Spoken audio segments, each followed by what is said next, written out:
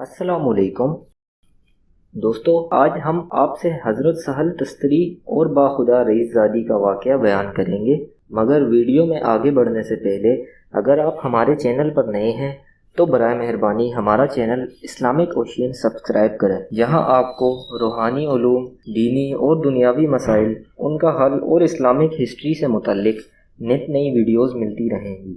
حضرت شیخ سعدی رحمۃ اللہ علیہ اپنے مشہور و معروف نثر مجلس پنج گانا میں یہ روایت بیان کی ہے کہ حضرت سہل طبابت کا پیشہ کرتے تھے۔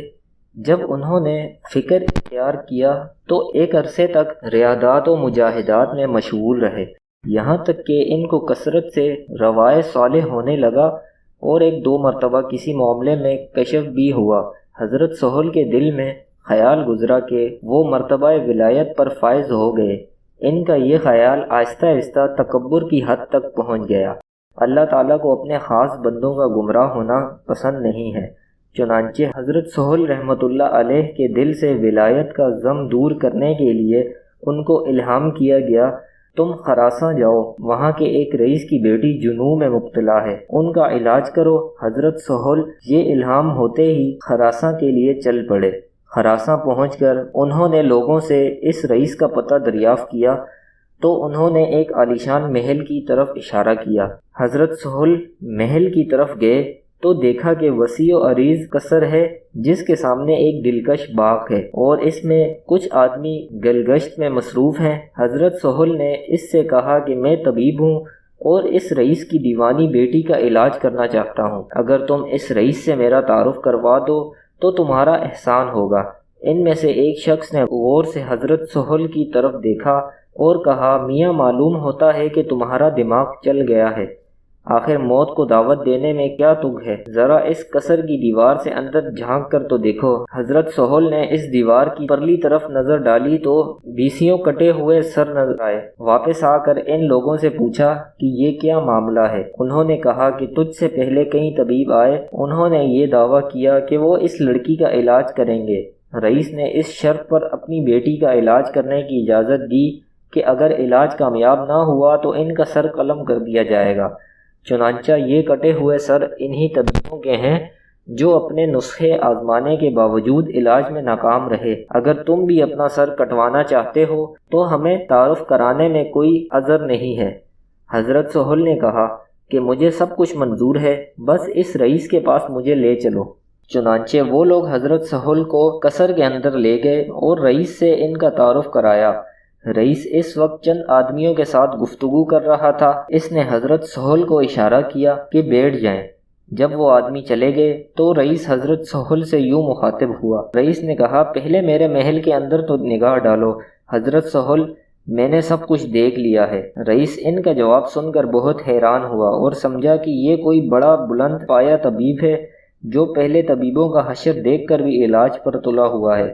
چنانچہ اس نے زنانہ خانے میں پیغام بھیجا کہ شہزادی کو تیار کریں، ایک طبیب اسے دیکھنے آیا ہے۔ تھوڑی دیر کے بعد اندر سے اطلاع آئی کہ لڑکی طبیب سے ملنے کے لیے تیار ہے۔ چنانچہ رئیس نے حضرت کو اپنے ساتھ لیا اور حرم سرا میں داخل ہوا۔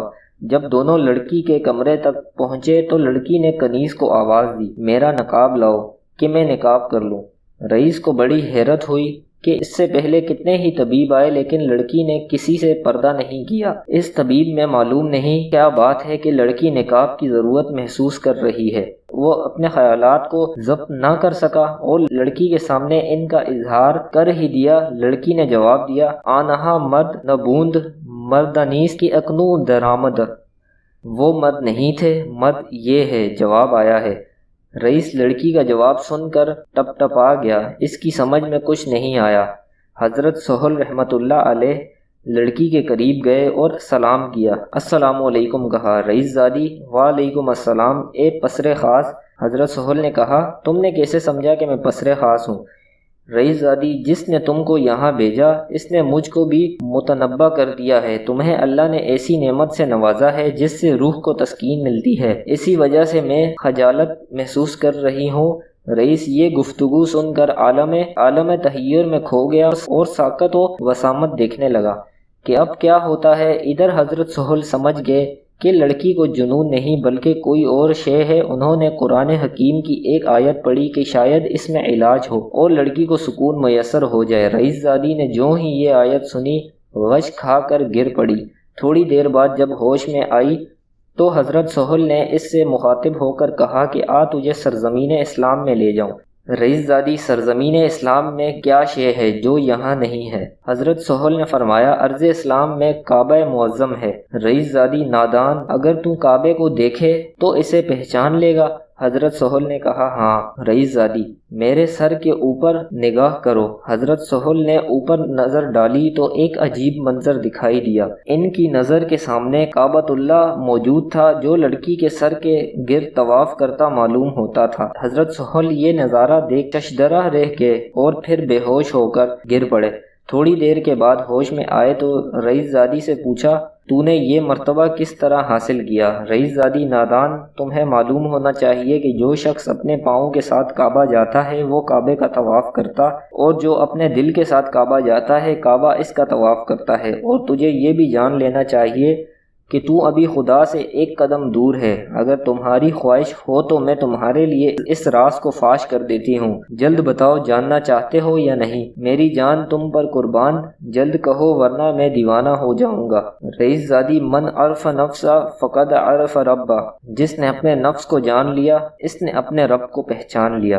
رئیس زادی کا جواب سن کر حضرت سہل تستری رحمۃ اللہ علیہ کے سارے حجابات دور ہو گئے اور انہیں معلوم ہو گیا کہ اس دنیا میں اللہ کے بہت سے ایسے بندے ہیں جو ان سے کہیں بلند مرتبے پر فائز ہیں۔ چنانچہ ان کے دل سے اپنی ولایت اور بڑائی کا خیال یکسر جاتا رہا۔ اس طرح اللہ تعالیٰ نے اس واقعے کے ذریعے ان کو تنبیہ کر کے گمراہ ہونے سے بچا لیا۔ ناظرین، اس امید کے ساتھ اجازت دیجیے کہ آپ کو ہماری ویڈیو پسند آئی ہوگی۔ ملتے ہیں جلد ہی ایک اور نئی ویڈیو کے ساتھ، تب تک اپنا خیال رکھیے گا۔ اللہ حافظ۔